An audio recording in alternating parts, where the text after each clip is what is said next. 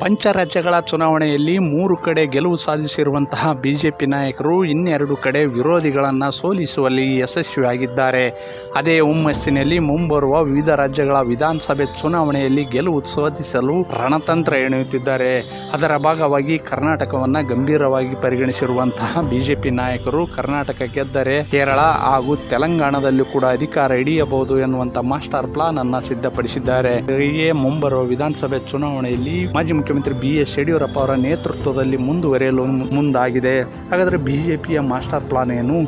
ಇತ್ತೀಚೆಗೆ ಜರುಗಿದಂತಹ ಯಡಿಯೂರಪ್ಪ ಅಭಿಮಾನೋತ್ಸವ ಕಾರ್ಯಕ್ರಮದಲ್ಲಿ ಸೇರಿದ್ದಂತಹ ಜನಸಂಖ್ಯೆ ಹಾಗೂ ಸ್ವಾಮೀಜಿಗಳ ದಿಂಡನ್ನು ನೋಡಿ ಹೈಕಮಾಂಡ್ ತೃಪ್ತಿಯಾಯಿತಾ?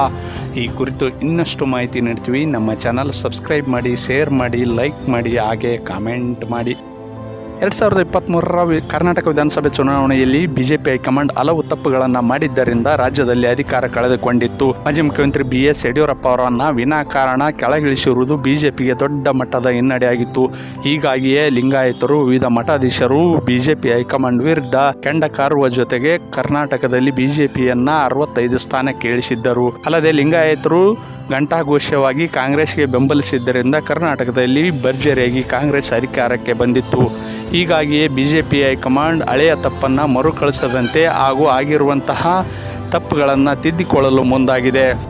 ಚಿತ್ರದುರ್ಗದಲ್ಲಿ ಇತ್ತೀಚೆಗೆ ಜರುಗಿದಂಥ BSY ಅಭಿಮಾನೋತ್ಸವ ಕಾರ್ಯಕ್ರಮದಲ್ಲಿ ಸೇರಿದ್ದ ಜನಸಂಖ್ಯೆಯನ್ನು ನೋಡಿದಂಥ ಕೇಂದ್ರ ಗೃಹ ಸಚಿವ ಅಮಿತ್ ಶಾ ಅವರು ಯಡಿಯೂರಪ್ಪ ಇಲ್ಲದೆ ರಾಜಕೀಯ ಮಾಡಲು ಸಾಧ್ಯವಿಲ್ಲ ಎನ್ನುವಂಥ ಸತ್ಯವನ್ನು ಅರಿತುಕೊಂಡಿದ್ದಾರೆ.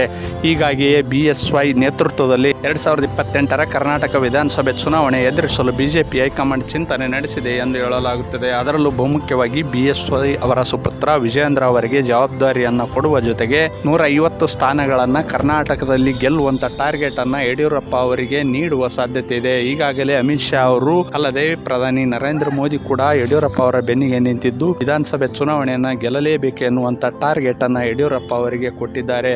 ಒಟ್ಟಾರೆಯಾಗಿ ಕರ್ನಾಟಕದಲ್ಲಿ ಮಾಜಿ ಮುಖ್ಯಮಂತ್ರಿ BS ಯಡಿಯೂರಪ್ಪ ಅವರಿಗೆ ವಯಸ್ಸಾಗಿದ್ದರೂ ಕೂಡ ಬಿಜೆಪಿ ಹೈಕಮಾಂಡ್ ಅವರನ್ನೇ ಬಳಸಿಕೊಂಡು ಚುನಾವಣೆ ಗೆಲ್ಲಲು ಮುಂದಾಗಿದೆ.